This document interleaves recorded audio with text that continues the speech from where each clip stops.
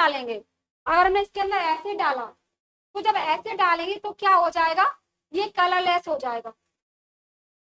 कैसा हो जाएगा, रंगहीन, एक तरीके का जादू हो जाता है। जैसे हमने ये सॉल्यूशन लिया है, अगर उस सॉल्यूशन में हम क्या डालें, उस सॉल्यूशन में हमने एसिड डाला, तो जैसे में एसिड डालेंगे तो इसका कलर उड़ जाएगा, इसका क्या हो जाएगा, कलर उड़ जाएगा। अगर इसमें हम बेस डालेंगे दोबारा से, हम सारा दोबारा से बेस डालेंगे तो क्या हो जाएगा, पिंक कलर वापस आ जाएगा। ठीक है, पिंक कलर कैसा हो जाएगा, वापस आ जाएगा। एक तरीके से कैसा हो जाता है, ऐसा लगता है जादू हो गया, एक तरीके से जादू जैसा लगता है। जैसे हम इसमें क्षार डालेंगे तो कलर आ जाता है, और लेकिन जैसे हम इसमें क्या डालेंगे, अम्ल डालेंगे तो क्या हो जाता है, पिंक कलर का इस कलर आ जाता है। ठीक है, पिंक कलर आ जाता है। यहाँ पर देखो दिया गया है चीज को, हमें क्या करना है, यहाँ पर देखो परत नली को धीरे धीरे हिलाना है, और हमें क्या देखना है, यहाँ पर दिया गया है, आप उसको पढ़ते हैं अच्छी तरह से। हमें क्या करना है, हमें किसी कोई भी चीज लेनी है, चाहे हाइड्रोक्लोरिक हाइड्रोक्लोरिक अम्ल लेना है, सल्फ्यूरिक, नाइट्रिक अम्ल, एसिटिक अम्ल, सोडियम हाइड्रोक्साइड, अमोनियम हाइड्रोक्साइड, इनमें से हम कुछ भी ले सकते हैं। ये सारे क्या है, हमारे क्षार हैं। तो जब हम इसको लेंगे तो ये हमें टेस्ट ट्यूब में लिया है, पर्सनली है उसमें लिया है, तो हमें क्या करना है, धीरे धीरे से इनको हिलाना है। जब हम धीरे धीरे से हिलाएंगे तो आपको अम्ल में कोई परिवर्तन दिखेगा, अम्ल में आप देख रहे होगे ये सूचक है, लेकिन जैसे ही हमने इसके अंदर अम्ल डाला है, लेकिन जैसे ही हमने अम्ल डाला है तो क्या हो जाएगा, अम्ल डालेंगे तो कलरलेस, रंगहीन, ये पिंक कलर है ना, गायब हो जाएगा। जो फिनोक्सिलिन का कलर कैसा होता है, पिंक होता है, लेकिन जैसे ही हम इसको डालेंगे, जैसे ही डालेंगे फिनोक्सिलिन के सॉल्यूशन के अंदर, वो पूरी तरह से गायब हो जाएगा। ठीक है, ये फिनोक्सिलिन का सॉल्यूशन है, मिश्रण। और जैसे ही क्या हुआ, हमने डाला तो रंगीन हुआ, और जैसे हम इसके अंदर क्षार डालेंगे तो वापस से कलर आ जाएगा, वापस से कलर आ जाएगा। अब देखो यहाँ पर दिया गया, नीचे देखते हैं, अम्लीय विलयन में ड्रॉपर में सोडियम हाइड्रोक्साइड की एक बूंद लेना है, और परत नली को धीरे धीरे हिलाना है। तो जब क्या होता है, क्या विलयन में रंग में कोई परिवर्तन होता है, बिल्कुल होता है। विलयन का रंग कैसा हो जाएगा, गुलाबी हो जाएगा। और जैसे ही विलयन को हम निरंतर हिलाते हुए बूंद बूंद करके सोडियम हाइड्रोक्साइड डालते हैं, और तब तक डालना है जब तक वो गुलाबी ना हो जाए, तब तक डालना है कि वो कैसा ना हो जाए, हल्का सा गुलाबी ना हो जाए। ठीक है, अब इसे क्या करना है, हम तनिक हाइड्रोक्लोरिक अम्ल की एक बूंद में मिलाएंगे, और हम क्या देखते हैं कि विलय पूरा रंगीन हो जाता है। ये प्रोसेस हम बार बार करेंगे, बार बार करेंगे, फिर ऐसा लगता है, हम प्रयोगशाला में करते हैं तो लगता है जादू हो गया। ठीक है, ये लगातार इस प्रोसेस हमें करनी है।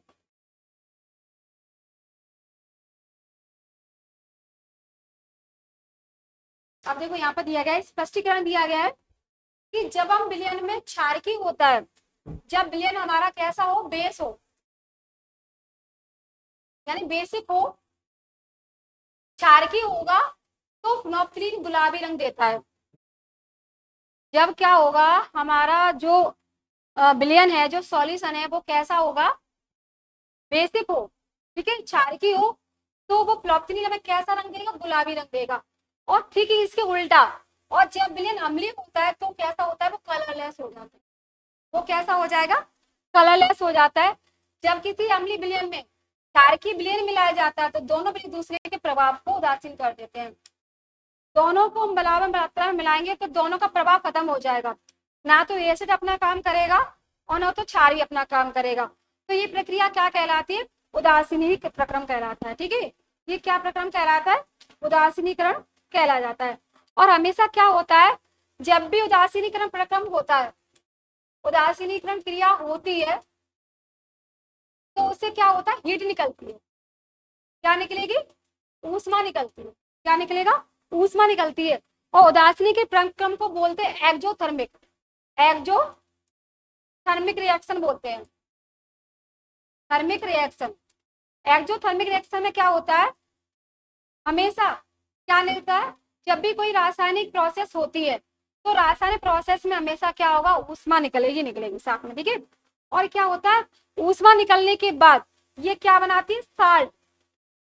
क्या बनाएगी, साल्ट, यानी लवण बनाती है। उदासीनीकरण क्रिया में क्या होगा, पहली बात तो ऊष्मा निकलेगी, दूसरी बात क्या होगा, ऊष्मा निकलने के साथ साथ ये क्या बनाती है, साल्ट बनाती है। ठीक है, दूसरा क्या बनेगी, ये साल्ट बनाती है। अब यहाँ पर देखो, दूसरे शब्दों में अम्ल और क्षार दोनों की प्रकृति लुप्त हो जाती है, तो दोनों ही अपने प्रभाव को खो देते हैं।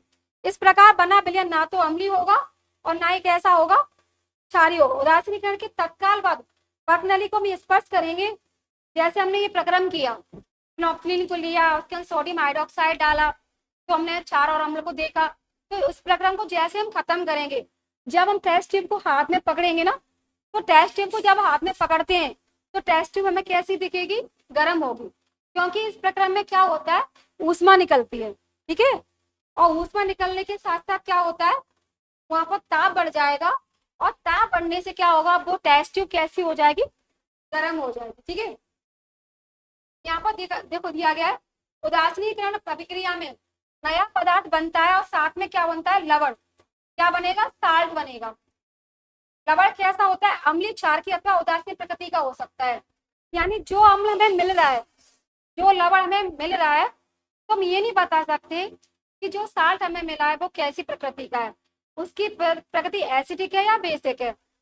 ये पूरी तरह से श्योर नहीं हो सकता है, वो अम्लीय भी हो सकता है और क्षारकी भी हो सकता है। ठीक है, अब यहाँ पर डेफिनेशन दी गई है उदासीनीकरण की।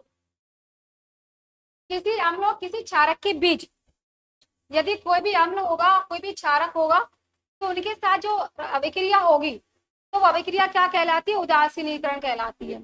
ठीक है, इस प्रक्रम में ऊष्मा निकल के साथ साथ लवण और जल, जब ये प्रक्रम होता है तो उसके साथ साथ क्या बनता है, लवण और जल बनता है। जैसे हम बात करें HCl, ठीक है, हमने क्या डाला उसके साथ में, हाइड्रोक्लोरिक एसिड था, उसके साथ हमने क्या डाला, NOH, सोडियम हाइड्रोक्साइड डाला, और सोडियम हाइड्रोक्साइड क्या होता है, एक बेस होता है। ठीक है, उससे हमें क्या बना, NaCl, NaCl लवण है, उसके साथ साथ क्या बनेगा, H2O, पानी।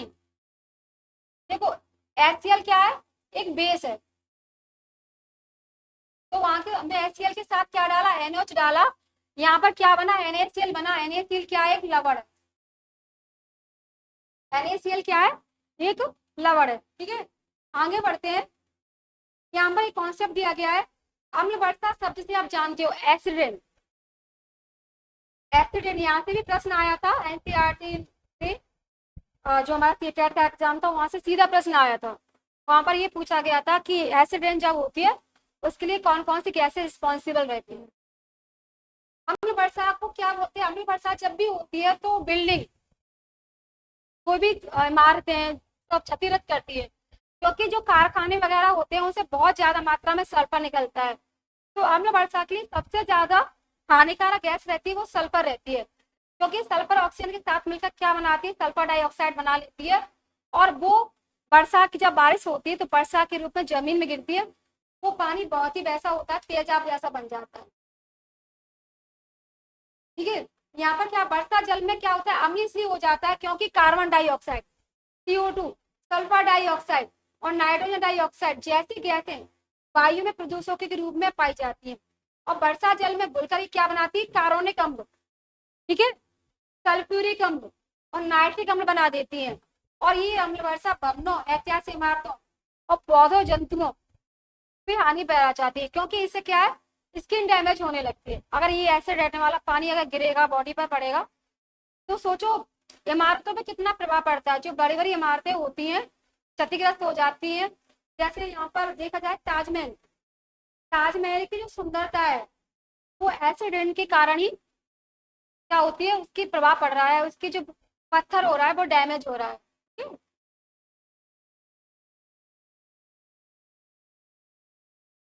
यहाँ पर दिया गया है अम्ल और क्षारक में, अम्ल दिया है, क्षारक में क्या बनता है, जब अम्ल और क्षारक को हम लेते हैं, हमने अभी पीछे बताया कि अम्ल और क्षार लिया है। अम्ल के लिए हमने क्या लिया, HCl लिया, क्षारक के लिए हमने NOH लिया, और जब इससे क्या हुआ, NaCl बना, और क्या बना, प्लस H2O बना। उससे क्या निकलती, हीट, ऊष्मा निकलती है। ठीक है, ये उदाहरण, हाइड्रोक्लोरिक सोडियम हाइड्रोक्साइड, उससे क्या बना, HCl, और जल और प्लस ऊष्मा मिलती है। ठीक है, आगे दैनिक जीवन में दिया गया है कि दैनिक जीवन में उदासीनीकरण के हमें क्या क्या उदाहरण मिलते हैं। पहली बात तो क्या है कि जब भी हमारा स्टमक होता है, आमाशय होता है, उसमें HCl, आप जानते हो कि HCl पाया जाता है। तो आमाशय के अंदर जो HCl पाया जाता है, HCl का काम क्या रहता है, भोजन को पचाना। HCl का काम रहता है भोजन को पचाना, और जब ज्यादा HCl बढ़ जाएगा तो हमें अपचन हो जाती है। जब अपचन हो जाए, एसिडिटी हो जाएगी, तो अपचन को कम करने के लिए हम मैग्नीशियम, दूध या मैग्नीशियम जैसा हम एसिडिक प्रति हम लोग बोलते हैं, उसमें क्या रहता है, मैग्नीशियम हाइड्रोक्साइड रहता है। और ये मैग्नीशियम हाइड्रोक्साइड क्या करता है, जो अम्ल के प्रभाव को कैसा कर देता है, न्यूट्रलाइज कर देता है, उदासीन कर लेता है। तो उससे कोई प्रभाव कैसा पड़ जाता है, HCl का प्रभाव बिल्कुल खत्म हो जाएगा और हमें अपचन से राहत मिल जाती है।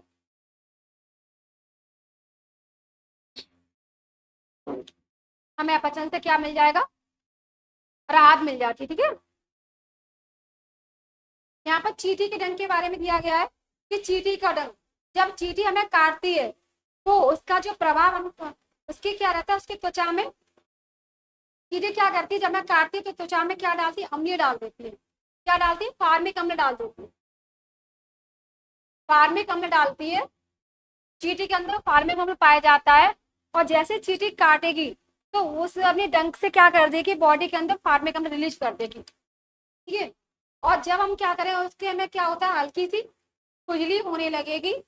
तो हल्की जब खुजली होती है तो उसके प्रभाव को कम करने के लिए हम क्या डालेंगे, थोड़ा सोडियम हाइड्रोजन कार्बोनेट डालेंगे, अथवा कैलेमाइन का घोल, जो क्या कर देता है, एसिड के प्रभाव को, जो चींटी ने काटते समय में छोड़ा था, फॉर्मिक एसिड छोड़ा था, उसके प्रभाव को क्या कर देता है, कम कर देता है। ठीक है, उसके प्रभाव को कम करेगा, यानी एसिड का प्रभाव,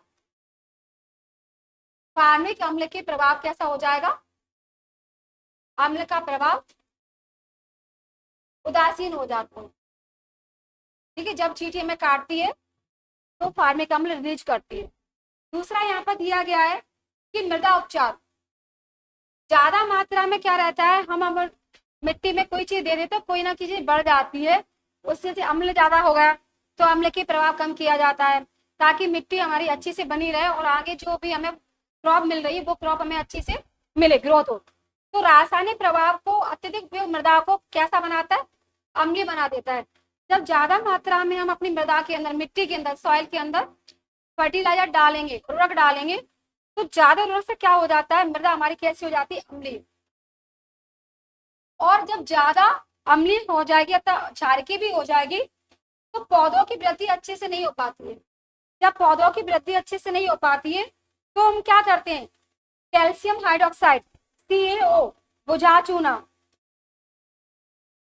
ठीक है, कैल्शियम हाइड्रोक्साइड का घोल बनाएंगे, और उस घोल को हम क्या करेंगे, हम क्षारक से उपचारित करेंगे।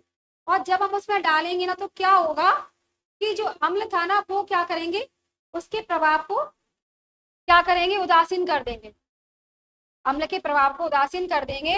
जब हमने उसमें क्या डाला, सीओ, मतलब सीओ डाला, क्या डाला, कैल्शियम हाइड्रोक्साइड डाला, चूने का पानी डाला, तो उससे क्या होगा, अम्ल जो होता है उसके प्रभाव को बिल्कुल खत्म किया जाता है, कम हो जाता है, और वो कैसा हो, उदासीन हो जाएगा। तो इस प्रकार भी इसका उपचार किया जाता है, मिट्टी का उपचार किया जाता है। कारखानों की अपशिष्ट, कारखानों की अपशिष्ट, कारखाने क्या करते हैं, बहुत ज्यादा अपशिष्ट छोड़ते हैं, कहीं ना कहीं पानी में मिला दिए जाते हैं, पानी से वो क्या, पानी, गंदा पानी पेड़ों में चला जाता है, उससे भी प्रभाव हो जाता है, जीव जंतु इसको खा लेते हैं, पी लेते हैं, तो नुकसान ही है। अनेक कारखानों में अपशिष्ट कचरे के अम्लीय पदार्थ मिश्रित होते हैं, तो क्या किया जाता है, अम्लीय प्रभाव को नष्ट करने के लिए जलाशय में, जैसे किसी भी कारखाने में काम हो रहा है तो उस कारखाने में क्या अम्लीय निकल रहा है, अम्लीय लवण जो निकल रहा है, तो सबसे पहले क्या किया जाएगा, वो पानी नुकसान ना पहुंचाए, तो अम्लीय पानी को उपचारित किया जाएगा। उसमें क्या डाला जाएगा, उपचारित करने के उसके अंदर क्षार मिलाया जाएगा, यानी बेस मिलाया जाएगा। तो बेस मिलाने से क्या होता है, वो क्षार के जो बेस हम जब मिलाएंगे उसके अंदर, तो अम्ल के प्रभाव को क्या कर देता है, उदासीन कर देता है। अम्ल का प्रभाव कैसा हो जाएगा, उदासीन हो जाएगा।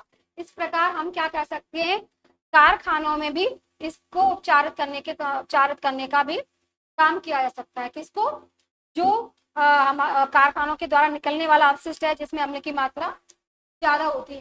तो आज का हमारा ये टॉपिक था, कुछ क्वेश्चन है इसके अंदर हम सॉल्व कर लेते हैं,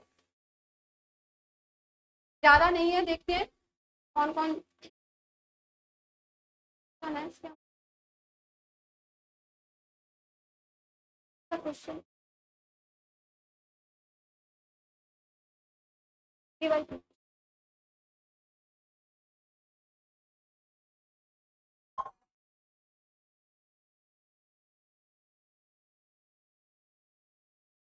अगर आप लाइव हो तो हमारे साथ साथ इन क्वेश्चनों को भी देखिए,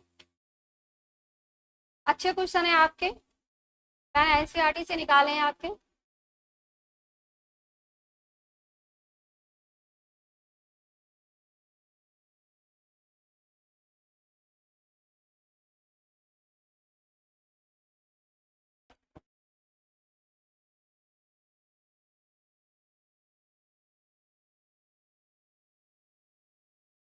देखो पहला प्रश्न हमारा क्या कहता है, ध्यान से पढ़ो, कुछ ज्यादा पढ़ो।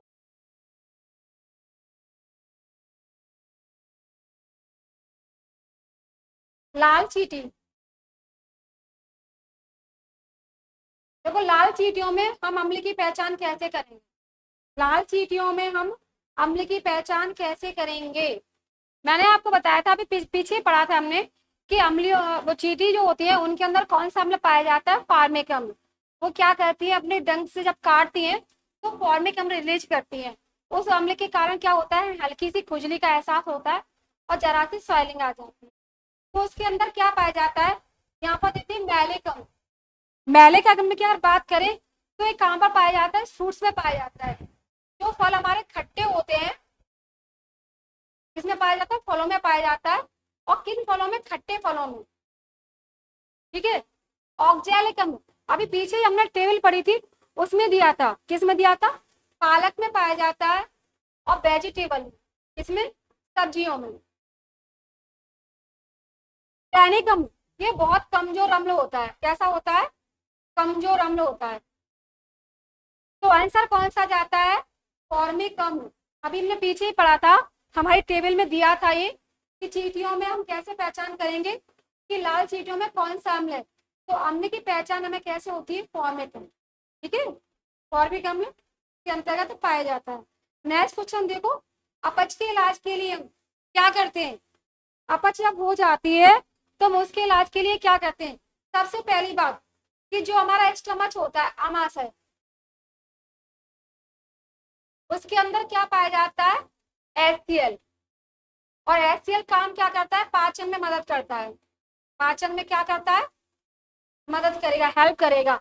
लेकिन जब हम ज्यादा खाना खाते हैं तो हमारे आमाशय को काम करना पड़ता है, और जब आमाशय काम करेगा तो क्या करेगा, ज्यादा HCl रिलीज करेगा, ज्यादा HCl छोड़ेगा।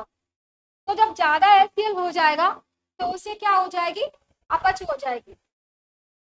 जब अपच हो जाएगी तो वहां पर क्या होगा, अम्ल के प्रभाव को कम किया जाएगा। अम्ल के प्रभाव को कम करने के लिए क्या करेंगे हम, उदासीन करेंगे, उसके प्रभाव को उदासीन करना पड़ता है। तो उदासीन करने के लिए हम क्या करेंगे, वहां की दवाइयां लेंगे। तो उसमें क्या रहता है, हम एंटीबायोटिक, तो पता है हमें कि एंटीबायोटिक दवाई क्या रहती है, हमारी प्रतिजैविक, प्रतिरक्षा प्रणाली में काम आती है। और यहाँ पर कौन सा रहेगा, क्षरण रोकने वाली हो नहीं सकती, एनालिटिक अलग चीज है। तो क्या, एंटासिड, एंटासिड दवाई दी जाएंगी जो क्या करेंगी, अम्ल के प्रभाव को क्या करेंगी, अम्ल के प्रभाव को क्या कर देती, उदासीन कर देती। और हमें अपच से क्या मिल जाती है, राहत मिल जाती है, ठीक है। एंटासिड दवाइयों का यूज किया जाता है जो हमारे प्रभाव को उदासीन कर देती है, HCl बढ़ जाता है। अब देखो, सामान्य अम्लों की उपस्थिति में फिनोक्सिलीन रंग कैसा बनाता है। यदि हमारे पास अम्ल है, अगर हम अम्ल की बात करें कि अगर अम्ल है हमारे पास, तो जब हम फिनोक्सिलीन रंग कैसा बनाएगा, हमने अम्ल डाला इसके अंदर, फिनोक्सिलीन के अंदर, तो क्या प्रभाव पड़ेगा।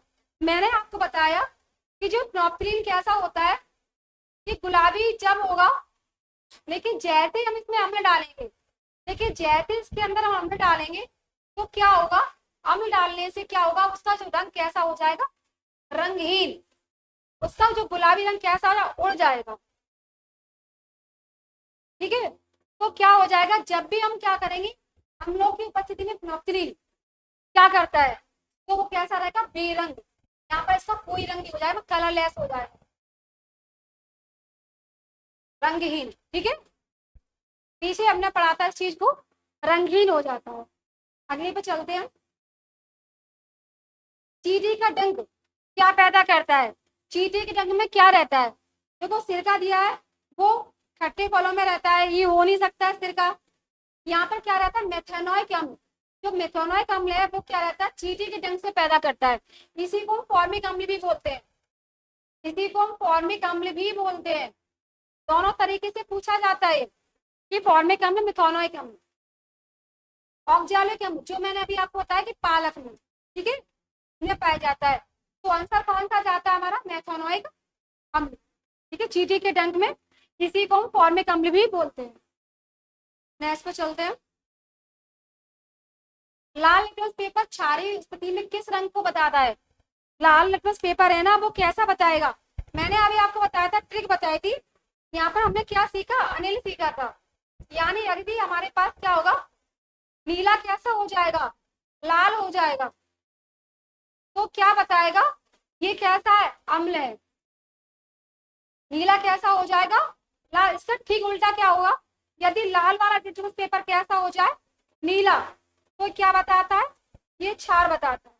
ठीक है, यदि हमें क्या है, जो लिटमस दिया है, यहाँ पर क्या क्षार की प्रकृति पूछी गई है, तो क्षार की प्रकृति में क्या हुआ है, लाल से लिटमस पेपर कैसा बनता है, क्षार की प्रकृति में लाल लिटमस पेपर कैसा बनाता है, नीला कलर देता है। ऑप्शन में देखो, बैगनी रंग, लाल रंग यहाँ पे दिया गया, तीसरा ऑप्शन जाता है हमारा बिल्कुल करेक्ट, नीला रंग। अगले पे चलते हैं। खट्टे दूध में कौन सा अम्ल पाया जाता है, दूध की बात की गई है यहाँ पर। दूध में क्या पाया जाता है, जो दूध होता है, मिल्क, जो मिल्क होता है दूध, उसके अंदर क्या रहता है, लैक्टिक एसिड, लैक्टिक एसिड। ठीक है,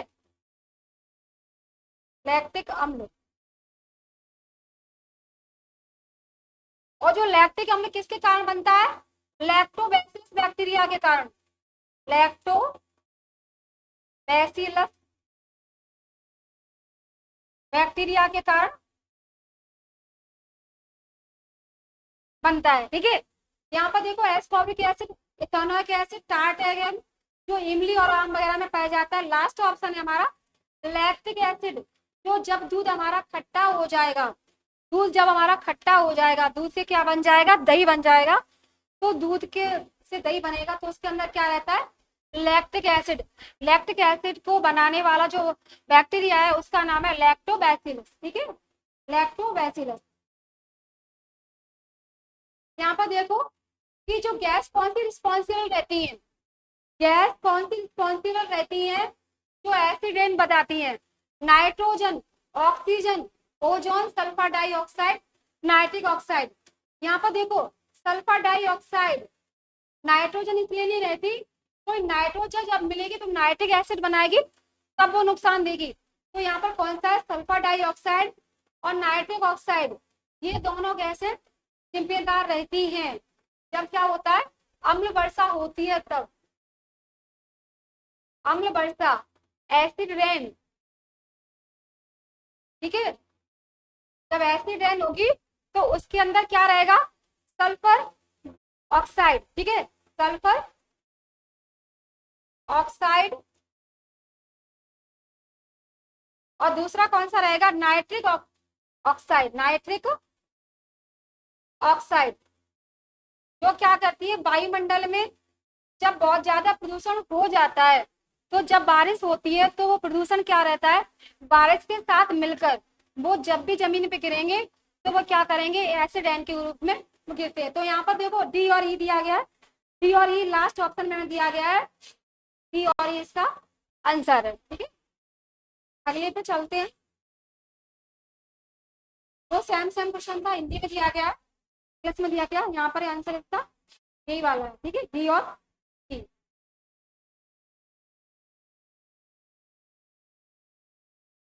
तो आज के लिए बस इतने ही क्वेश्चन थे। आज का जो टॉपिक था हमने पूरी तरह से अपना खत्म कर लिया। एसिड और इससे जो अगर आप अच्छे से आप पढ़ोगे इस चैप्टर को, तो इससे जो भी प्रश्न आपके पूछे जाएंगे आने वाले एग्जाम में, तो यहाँ से आपके प्रश्न बहुत अच्छी तरीके से बन जाएंगे। आप हमारी क्लास से इसी तरह जुड़े रहिए। आगे आने वाले जो भी क्लासेस होंगी उसमें नया टॉपिक लेके आएंगे, और उस नया टॉपिक से जो भी हमारे प्रश्न बनेंगे उन प्रश्नों को यहाँ पर हम सॉल्व कराएंगे, जो आपकी आगामी परीक्षा में आपके लिए बहुत ही महत्वपूर्ण सिद्ध होंगे। आज के लिए भी इतना ही, मिलते हैं अगली क्लास के लिए। धन्यवाद।